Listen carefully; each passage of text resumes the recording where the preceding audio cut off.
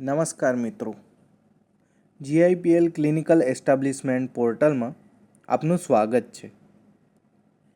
આજે અમે અમારી અધિકૃત વેબસાઇટ clinicaleestablishment.gipl.in પર ક્લિનિકલ એસ્ટાબ્લિશમેન્ટના સર્ટિફિકેટ માટે અરજી કરવાની સંપૂર્ણ પ્રક્રિયા સમજાવીશું.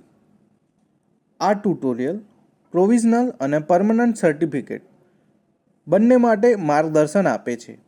આ વિડિયો ગુજરાતમાં ક્લિનિક કે હોસ્પિટલ ચલાવતા માલિકો માટે ખૂબ જ ઉપયોગી છે. ચાલો શરૂ કરીએ. અરજી પ્રક્રિયા શરૂ કરતા પહેલાં સ્ક્રીનમાં દર્શાવ્યા મુજબના ડોક્યુમેન્ટ્સ તૈયાર રાખવા જરૂરી છે.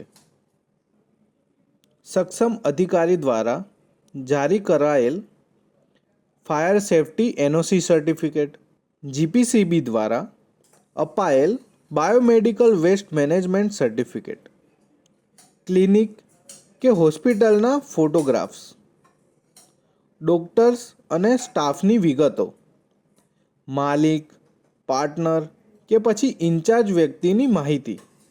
આ ડોક્યુમેન્ટ્સ તૈયાર રાખવાથી ક્લિનિકલ એસ્ટાબ્લિશ પોર્ટલ પર રજિસ્ટ્રેશનની પ્રક્રિયા સરળ બનશે.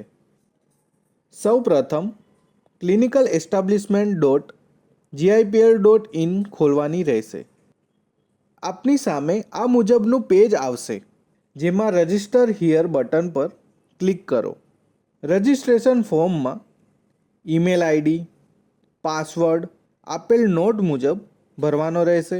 ત્યારબાદ કન્ફર્મ પાસવર્ડ કરી એક્ટિવ મોબાઈલ નંબર દાખલ કરવાનો રહેશે, જેમાં તમે ઓટીપી પ્રાપ્ત કરી શકો છો. ત્યારબાદ કેપ્ચા કોડ દાખલ કરી ગેટ ઓટીપી પર ક્લિક કરો એટલે તમારા રજિસ્ટર મોબાઈલ નંબર પર ઓટીપી આવશે. ઓટીપી દાખલ કરો અને રજિસ્ટર પર ક્લિક કરો. લોગિન પેજ પર આપનું રજિસ્ટર ઈમેલ અથવા મોબાઈલ નંબર દાખલ કરો.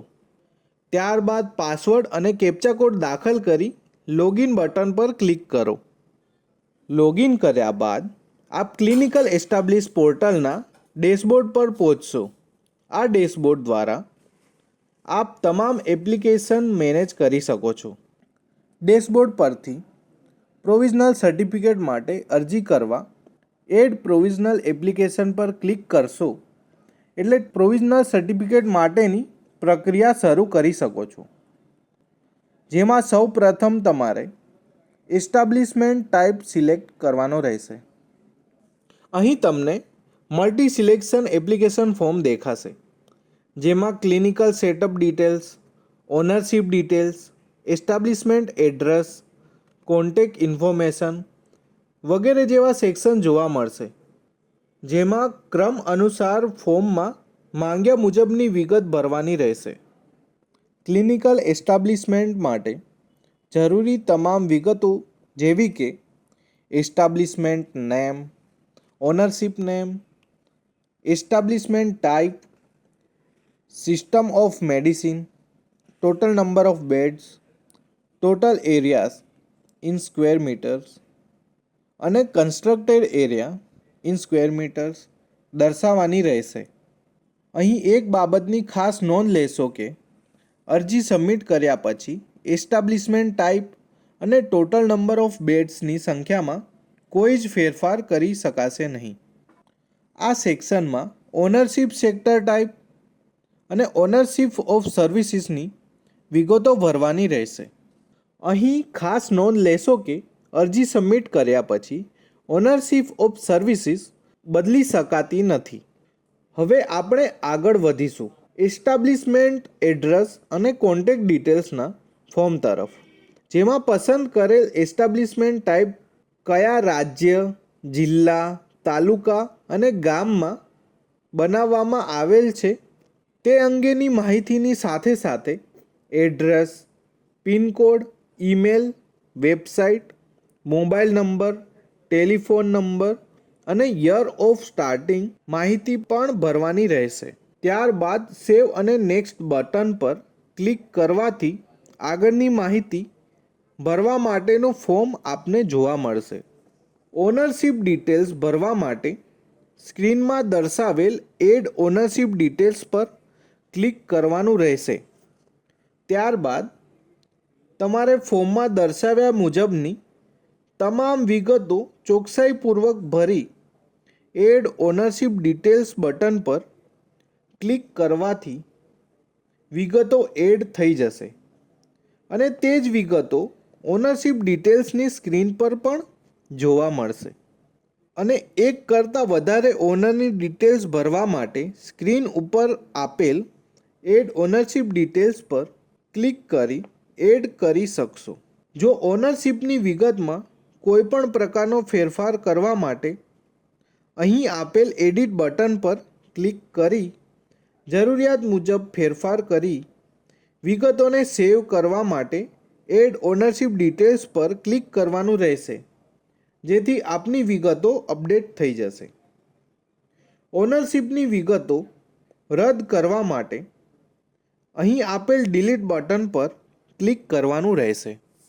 ત્યારબાદ સેવ અને નેક્સ્ટ બટન પર ક્લિક કરવાથી ટાઈપ ઓફ ક્લિનિકલ એસ્ટાબ્લિશમેન્ટની માહિતી ભરવા માટેનું ફોર્મ આવશે, જેમાં ક્લિનિક, હોસ્પિટલ, લેબોરેટરી, એક્સ-રે અથવા ઇમેજિંગ સેન્ટર ફિલ્ડમાં જરૂરિયાત મુજબના વિકલ્પો પસંદ કરવાના રહેશે.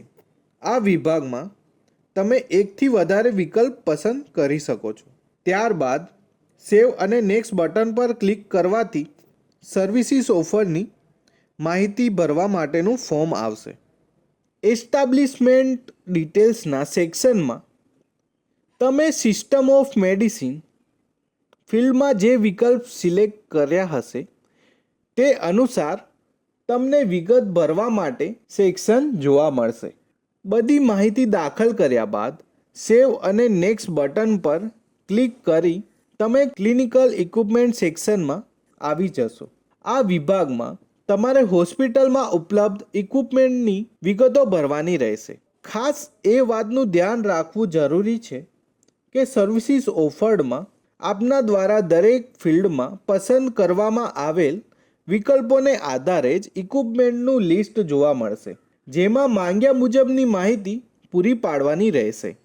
તેમજ અહીં ફોર્મના અંતમાં આપવામાં આવેલ એક્સેલ ફાઇલ ડાઉનલોડ કરી તમામ જરૂરી વિગતો ભરીને અપલોડ એપ્લિકેબલ સર્ટિફિકેટ્સ સેક્શનમાં આઇટમ નંબર 9માં અપલોડ કરવાની રહેશે. ત્યારબાદ સેવ અને નેક્સ્ટ બટન પર ક્લિક કરવાથી ઓપીડી અને આઈપીડી સેક્શન આપની સમક્ષ આવશે. આ ફોર્મમાં તમારે ઓપીડી અથવા આઈપીડીમાં માંગ્યા મુજબની માહિતી પૂરી પાડવાની રહેશે. જો તમારે નવી રો ઉમેરવી હોય તો આ બે બટન્સનો ઉપયોગ કરી શકો છો.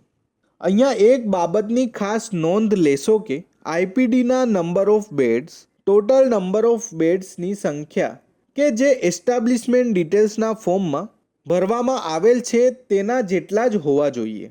ત્યારબાદ સેવ અને નેક્સ્ટ બટન પર ક્લિક કરવાથી બાયોમેડિકલ વેસ્ટ મેનેજમેન્ટની માહિતી ભરવા માટેનું ફોર્મ આવશે, જેમાં બાયોમેડિકલ કચરાનો ઉપચાર અને નિકાલ કરવાની પદ્ધતિની વિગતો ભરવાની રહેશે અને આ પદ્ધતિને પોલ્યુશન કંટ્રોલ બોર્ડ દ્વારા પરવાનગી મળેલ છે કે નહીં તેની વિગત પણ ભરવાની રહેશે.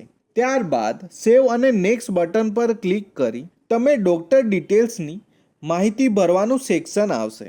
માહિતી ભરવા માટે સ્ક્રીન પર આપેલ ઇમ્પોર્ટ ડૉક્ટર ડિટેલ્સ બટન પર ક્લિક કરવાનું રહેશે.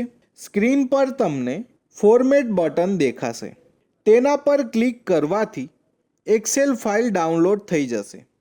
તેમાં તમારે ડૉક્ટરની વિગત ભરવાની રહેશે અને તે excel file choose folder button પર ક્લિક કરી અપલોડ કરવાની રહેશે. અપલોડ કર્યા બાદ તમને વ્યૂ ડૉક્ટર ડિટેલ્સ પર ક્લિક કરીને ડૉક્ટરની વિગતો જોઈ શકશો.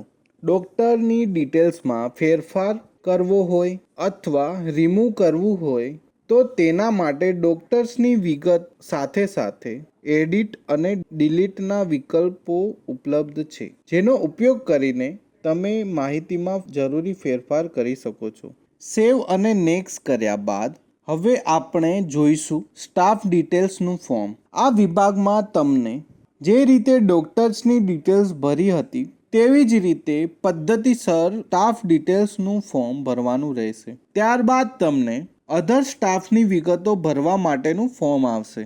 જો તમારા એસ્ટાબ્લિશમેન્ટમાં અધર સ્ટાફ ઉપલબ્ધ હોય તો તેની માહિતી ભરવા માટે આ ફોર્મનો ઉપયોગ થશે. ત્યારબાદ તમને એક મહત્ત્વના ફોર્મ પર લઈ જશે જેનું નામ છે અપલોડ એપ્લિકેબલ સર્ટિફિકેટ્સ.